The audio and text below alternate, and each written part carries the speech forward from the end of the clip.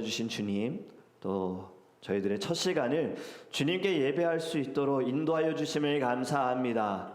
이 시간을 통하여 주님께 하나님 우리의 모든 마음을 드리게 하여 주시옵시고, 주님의 영광으로 하나님 저희들이 새로워지게 하여 주시옵소서. 저희들이 하나님께 고백한 이 찬양의 가사처럼 예수여 비오니 우리의 기도를 들어 주시옵소서. 주님께 간절히 구합니다. 부르짖습니다. 믿음으로 하나님 나아갑니다. 주님 말씀하여 주시고 우리를 새롭게 하여 주시고, 하나님이 광야 가운데에도 하나님 어려움을 보는 것이 아니라 은혜를 보게 하여 주시옵시고, 예배를 통해 우리의 마음이 믿음이 더욱더 성장할 수 있도록, 지경이 넓혀질 수 있도록 주님이 함께하여 주시옵소서. 성령 충만케 하실 줄 믿사오며 살아계신 예수님의 이름으로 기도합니다. 아멘. 오늘 우리 하나님의 말씀 잠언서 23장 29절에서 35절 말씀입니다. 잠언서 23장 29절에서 35절 말씀입니다. 제아전 성경책은 구약성경 937페이지입니다. 잠언서 23장 29절에서 35절 말씀, 우리 함께 읽겠습니다.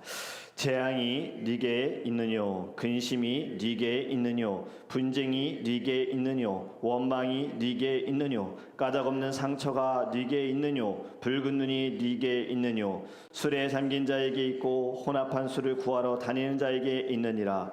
포도주는 붉고 잔에서 번쩍이며 순하게 내려가나니 너는 그것을 보지도 말지어다. 그것이 마침내 뱀같이 물 것이요 독사같이 쏠 것이며, 또 네 눈에는 괴이한 것이 보일 것이요 네 마음은 구부러진 말을 할 것이며, 너는 바닷 가운데에 누운 자 같을 것이요 돛대 위에 누운 자 같을 것이며, 네가 스스로 말하기를 사람이 나를 때려도 나는 아프지 아니하고 나를 상하게 하여도 내게 감각이 없도다. 내가 언제나 깰까 다시 술을 찾겠다 하리라. 아멘. 할렐루야. 오늘의 말씀을 통하여서 주님의 뜻을 깨닫기를 간절히 원합니다. 예수님의 성품이 우리의 인격이 되기를 원합니다. 또 오늘 이렇게 함께 예배할 수 있음이, 우리 유스 학생들이 또 이렇게 와서 예배할 수 있음이 정말 은혜이고 축복이고, 오늘 더 잘 오셨어요. 오늘 말씀 제목이 너무나도 직설적일 수 있으나 정말 너무나도 중요한 말씀입니다. 잠언서 23장 마지막 부분에 술에 대한 말씀을 하고 있어요. 학생들과 청년들을 사역할 때 이 질문 많이 받습니다. 술 마셔도 됩니까? 그런데 재밌는 것이 있습니다. 청년들 중에 이 질문을 학생들을 보면은 술을 마시는 청년들인데 은혜를 받고 나서 마시지 말아야 하는 것을 알기 때문에 질문을 합니다. 그런데 이것을 끊을 수 없고 이것을 끊는 순간에 친구들과도 다 끊길 것 같다라는 두려움을 가진 청년들은 이 질문 절대로 하지 않아요.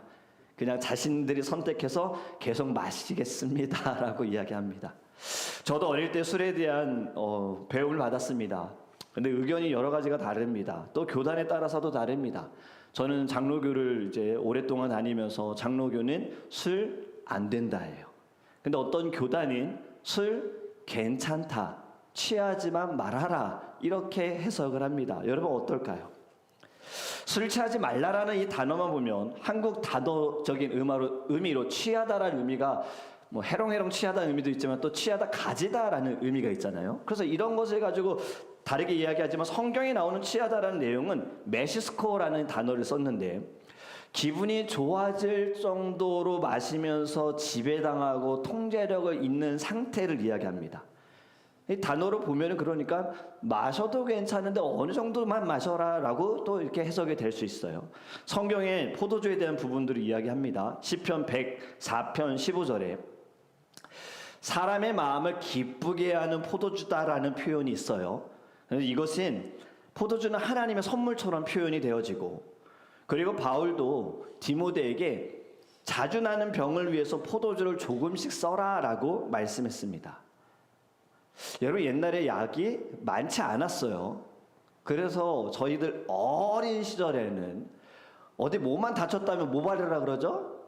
된장 발라라. 뭐 피만 났어도 된장 발라라. 옛날에는 약이 없었기 때문에 이 포도주 그나마 그것도 약으로 괜찮으니 약으로 써라 하는 이유지, 바울의 쾌락과 즐거움을 위해서는 바울도 술에 대해서는 금했습니다. 잠언서 20장에 술에 대해 이렇게 말씀합니다. 1절에 포도주는 거만하게 하는 것이요 독주는 떠들게 하는 것이라 이에 미혹되는 자마다 지혜가 없느니라. 아멘. 여러분, 포도주는 독주로서 악하게 만들기도 하고 지혜가 없게 되어진다는 겁니다. 자, 전체적으로 정리를 해보면 하나님께서 주신 것은 다 좋은 것이에요. 술, 약으로 쓰는 필요한 수단이 될 수도 있는 시대가 있었어요. 하지만 사람의 본성, 사람은 죄가 가득하고 죄의 습성이 있기 때문에 좋은 것을 좋게 사용하지 못합니다. 지금은 사람들이 술을 어떻게 씁니까? 약으로 씁니까? 지금은 사람들이 현실 도피, 쾌락, 내만족, 자기 중심성을 위해서 술을 마십니다. 평상시에는 너무 착한데 술이 들어가는 순간 자신을 통제하지 못하는 사람들이 있어요. 그로 인해 가정이 깨어지고 파괴되어지는 사람들도 있습니다. 분명 힘들어서 술을 마셨는데 어느 순간에 보면 술에게 다스림을 받는 사람들도 있습니다. 술이 문제라는 것을 알면서도 끊지 못하는 사람들도 있습니다. 여러분, 한국의 술에 관련된 사건과 사고가 얼마나 심각한지 우리는 잘 알고 있지 않습니까? 사람을 다치게 하거나 죽이고는 술을 먹고 실수했다고 심신미약이라고 주장합니다. 음주운전 사고 점점 증가하고 있어요. 지금 20%가 넘는다 그래요. 그렇기 때문에 술이 도움을 주는 것보다는 어려움을 주는 것이다라는 거죠. 그럼에도 불구하고 사람들은 술을 마셔요. 술 자체가 좋아서 마시기도 하지만 분위기 때문에 마신다는 사람들도 있어요. 제가 예전에 어떤 청년이 이런 얘기 하더라고요. 월요일은 원래 마시고, 화요일은 화가 나서 마시고, 수요일은 수금해서 마시고, 목요일은 목말라서 마시고, 금요일은 금방 만나서 마시고, 토요일은 토할 때까지 마시고, 일요일은 일이 없으니까 마신다. 뭔 말입니까? 매일 마신다는 거죠. 이러다 중독되는 거예요. 그리고 술 마시고 고생하고 머리 아프고 다음날이 되게 허무감을 느끼면서 나 다시는 마시지 말아야지 하고서도 또 마시는 게 술이다. 여러분, 술 도피의 수단이나 기쁨으로 사용한다는 겁니다. 그리고 요즘 젊은 세대들은요, 술이 없으면 모임을 갖지 않을 정도로 술에 대한 의지가 커졌어요. 자, 잠언서 23장 이제 오늘 말씀을 우리 또 연결해 봅니다. 1절에 6가지 질문합니다. 29절에 재앙이 네게 있느뇨, 근심이 네게 있느뇨, 분쟁이 네게 있느뇨, 원망이 네게 있느뇨, 까닭 없는 상처가 네게 있느뇨, 붉은 눈이 네게 있느뇨. 재난이 누구에게 있냐, 근심이 누구에게 있냐, 분쟁, 원망, 까닭 없는 상처, 붉은 눈 누구에게 있느냐? 답은 30절에 말합니다. 술에 잠긴 자에게 있고 혼합한 술을 구하러 다니는 자에게 있느니라. 혼합한 술, 뭐가 딱 떠오릅니까? 요즘에 뭐 섞어 마신다 그러잖아요. 혼합주인가요? 폭탄주? 뭐 소맥? 뭐 아무튼 옛날에도 있었다는 거예요. 옛날 아주 오래전 이때에도 이렇게 되어졌다는 거. 술을 찾을 수밖에 없는 인간의 이 마음이 삶을 망가뜨린다는 겁니다. 결국 술은 은혜를 가로막는 거예요. 제가 이런 글을 읽은 적이 있어요. 술은 웃게 하지만 결국 울게 한다. 술은 잊게 하지만 결국 잃게 한다. 그러니까 잊어버리려고 마시지만 무엇인가를 잃어버린다. 은혜를 잃어버리는 거죠. 하나님을 잃어버리는 거죠. 여러분, 31절엔 또 이렇게 말씀해요. 포도주는 붉고 잔에서 번쩍이며 순하게 내려가나니 너는 그곳을 보지도 말지어다. 지금 술의 좋은 특징, 매력적인 이야기를 하고 있어요. 그런데 마지막에 보지도 말아라. 여러분, 항상 죄짓게 만드는 것은 우리가 제일 처음에 죄가 들어올 때를 보면 보암직도 하고 먹음직도 하게 보인다는 겁니다. 그렇기 때문에 아예 쳐다보지도 말아라. 이든이가 요즘 자주 하는 말이 뭐냐면 이거예요. 이거. 이게 뭐냐면 이제 뭔지 알려달라는 거예요. 그럼 제가 단어를 이렇게 얘기해 줍니다. 이게 뭔지. 마트에 가면 다 물어봐요. 이거. 그러다가 이제 술 파는 진열대 보면 또 이거. 그럼 제가 저거 보지도 마라. 알 필요도 없어. 오늘 본문을 인용한 거예요. 매력적이어도 보지 말아라. 어제 제가 알려드렸던 노래 저만 알았던 것 같은데, 네 눈이 보는 것을 조심해, 네 눈이 보는 것을 조심해. 제가 이따가 유튜브에 올려드릴게요. 카톡에 올려드릴게요. 유튜브 영상을. 위에 계신 주께서 사랑스레 보시네, 네 눈이 보는 것을 조심해. 보암직도 한 것, 보는 것 조심해야 합니다. 아무리 매력적이어도, 사람들이 다 좋아한다 그래도 보지 말아야 할 것은 보지 말아야 하는 거예요. 그 이유 32절에 말씀하고 있어요. 그것이 마침내 뱀같이 물 것이요 독사같이 쏠 것이며, 달콤한 것 같지만, 그래 보이지만, 뭐 좋을 수 있지만 결국 그 끝은 독이다. 사람을 죽일 수 있다. 여러분, 신앙이 감각에 끌린 신앙, 감정에 끌린 신앙, 결국엔 무너집니다. 우리는요, 이 감정에 지배받는 사람이 아닙니다. 여러분, 우리는 성령의 지배를 받아야 할 줄 믿습니다. 하나님의 통치를 받아야 하는 거예요. 그런데 술을 마시는 순간 우리는 누구에게 통치를 받는 겁니까? 술에게 통치받는 겁니다. 하나님께 내가 통치받겠다라는 것을 거부하는 겁니다. 그럼 내 자신을 내가 컨트롤 못하잖아요. 나의 쾌락과 나의 만족을 위해서 다른 것을 찾는 거죠. 요가 같다고 생각하시면 돼요. 지금 요가가 운동으로서 이제 자리를 잡았어요. 하지만 사실 요가는 원래는 종교입니다. 종교였어요. 그런데 이것이 사람들이 이제 막 스트레칭하고 몸이 좀 풀어지니까 괜찮다는데, 요가 저도 부정하진 않아요. 운동으로서는. 그런데 여기에 문제가 무엇이냐면 바로 명상입니다. 명상이 무엇입니까? 마인드 컨트롤이에요. 조용히 앉아서 가만히 나를 다스리는 이너 피스. 이게 왜 문제일까요? 하나님을 의지하는 것이 아니라 내가 나를 다스릴 수 있어. 내가 어떻게든 내 마음을 통제할 수가 있어. 여러분, 우리는 어느 순간이든 하나님을 의지해야 하는 거예요. 하나님을 붙들어야 하는 거예요. 내 감정이 흔들릴 때에도, 그때도 우리는 기도라는 것을 하나님 주셨잖아요. 기도라는 것은 하나님 저를 바꿔주세요라고 의지하는 겁니다. 참아야지. 아니, 우리의 힘으로는 참을 수 없어요. 견딜 수도 없고 바꿀 수도 없어요. 우린 모든 것을 전적으로 하나님께 맡겨드려야 하는 겁니다. 하나님, 저를 다스려 주세요. 하나님, 저를 새롭게 하여 주세요. 그래서 우리 예배하는 거 아닙니까? 언제든 하나님을 의지하고 모든 것이 다 하나님이 중심이 되어야 할 줄 믿습니다. 하나님으로 시작하여서 하나님이 중심이 되고 마지막 결론도 하나님으로 끝으로 나기를 간절히 원합니다. 그렇게 내 중심이 되려는 것을 조심해야 되는 거예요. 그걸 주의해야 돼요. 33절과 34절 제가 읽어드릴게요. 여러분, 누가 생각나는지 한번 잘 들어보세요.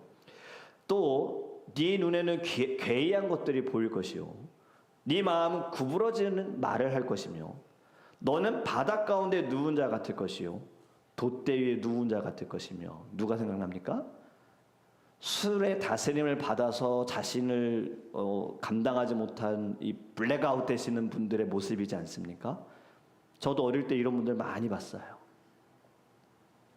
제 주변에 가까운 저희 친척은 아니지만 좀 먼 친척 중에 현재 삼촌이라고 있었는데, 사실 지금 어떻게 지내시는지 잘 모르겠지만 현재 삼촌 하면은 저에게 딱 떠오르는 이미지는 술이었어요.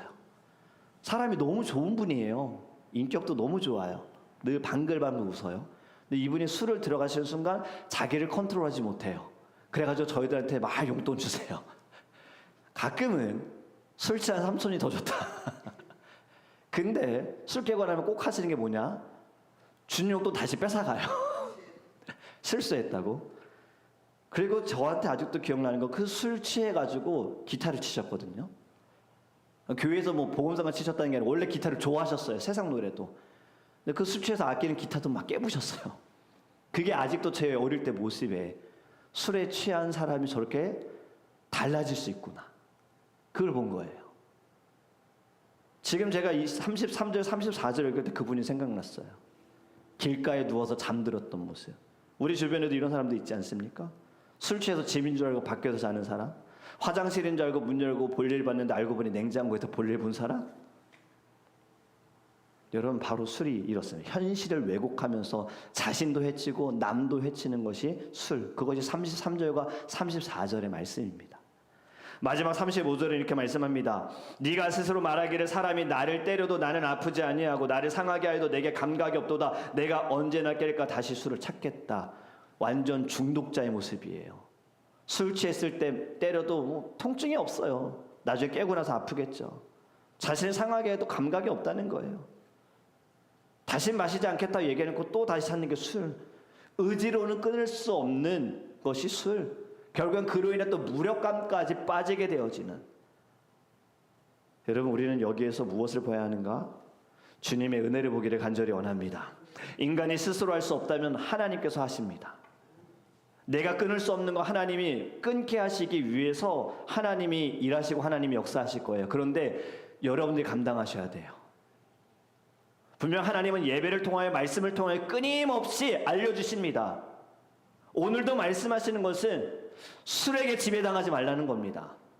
술의 충만함으로 살아가지 말라는 겁니다. 이것을 우리가 듣고 깨닫지 못한다면, 이것을 우리의 행함에 삶에 드러내지 못한다면 이것을 끊게 하도록 하나님은 어떤 일을 하실지 여러분 그거 두려워하셔야 돼요. 근데 또 물론 감사하셔야 돼요. 그만큼 하나님이 여러분을 사랑하시기 때문에. 이건 술만이 아니에요. 우리의 삶에서 끊지 못하는 어떠한 것이든 하나님이 우선이 되지 않는 그 무엇이든 주신 하나님께서 언젠가는 반드시 걷어갈 수 있다는 거예요. 이것이 성경의 원칙입니다. 사랑하는 사람들을 향한 하나님의 뜻입니다. 그렇게 말씀을 들을 때 깨닫는 지혜가 너무나도 필요한 겁니다. 여러분, 이 아침에도 여러분들 마음에 하나님 주신 그 말씀이 여러분들 심령이 살아나기를 간절히 원합니다. 여러분, 예수님께서 이것 때문에 오신 거예요. 가난한 자에게 복음을 전하게 하시고 포로된 자에게 자유를 주시기 위해 주님이 이 땅에 오셨어요. 여러분, 우리의 지금 무엇의 포로가 되었습니까? 오늘은 술에 대한 포로를 말씀하고 있지만 술만이 아닐 겁니다. 이 세상에 살아가면서 우리가 무언가의 포로로 살아갈 수 있어요. 가까이는 핸드폰, 미디어. 여러분, 예수님이 이 땅에 오신 이유 이것 때문에 자유케 하시기 위해 오신 건데 여전히 우리가 붙들고 있어요. 여전히 우리가 매여 있어요. 여전히 여기 따라가고 있는 거예요. 주님의 죽으심을 헛되게 만들지 않기를 간절히 원합니다. 에베소서 5장 18절에 술에 대해 이렇게 결론을 내립니다. 술 취하지 말라. 이는 방탕한 것이니 오직 성령으로 충만함을 받으라. 아멘. 여러분, 술의 충만함 방탕이라는 겁니다. 성령의 충만함, 이것이 진정한 충만함인데 생명의 영이다. 술은 잠깐의 용기를 줄 수 있지만 성령은 평생의 순종과 믿음의 용기를 준다. 술은 그 잠시 다른 세계로 보낼 수 있지만 성령은 사람을 진짜 현실 하나님 앞으로 인도하여 주는 줄 믿습니다. 이제는 여러분 성령의 잔을 들고 복음으로 채우시기를 간절히 원합니다. 주님의 은혜가 무너진 마음을 다시 세우고요, 술로 파괴된 인생 다시 살리기를 간절히 원합니다. 우리 자녀들 오늘 너무 잘 왔어요. 새벽 예배 자녀들이 저는 와야 된다고 생각을 해요. 왜? 봐야 돼요. 부모님이 얼마나 자녀들을 위해 기도하는지, 그리고 교회 성도님들이 얼마나 다음 세대를 위해 기도하는지. 우리 주영이 주한이 아침에 일어나는 거 쉽지 않았죠. 어렵죠. 어려워요. 목사님은 벌써 40년을 넘게 새벽 예배 하는데도 여전히 어려워요. 이 어려운 일을 왜 부모님들이 하시고 성도님들이 하실까? 여러분들이 오늘의 말씀처럼 다른 것에 취하지 않기를 바라는 거예요. 성령에 취해야 합니다. 성령에 흠뻑 젖어야 합니다. 성령의 다스림을 받아야 하는 겁니다. 이원론 쪽일 수 있으나 사실 이건 너무 틀린 것은 아닙니다. 우리는 반드시 누군가에게 지배를 받게 되어 있어요. 하나님이 아니면 다른 것이겠죠. 그렇게 반드시 우리는 하나님께 통치받기 위하여 날마다 주님 앞에 더 나아가기를 간절히 원합니다. 주일의 말씀을 떠올리셨으면 좋겠어요. 은혜의 자리에 있어야 하나님의 통치 아래 있게 되어지고 성령의 취함을 얻게 될 줄 믿습니다. 여러분, 오늘 하루도 살아가면서 하나님이 여러분들에게 선물로 주신 하루입니다. 오늘 살아가고자 하는 사람들 가운데 살지 못하는 사람들도 있을 겁니다. 오늘 열심히 활동하고 싶으나 아파서 움직이지 못하는 사람들도 있을 겁니다. 우리는 모든 자리에서 모든 상황 가운데서 하나님의 은혜에 감사해야 하지만 우리들에게 이렇게 또 하루를 허락하여 주신 것은요, 하나님 기회를 주셨다고 생각하셨으면 좋겠어요.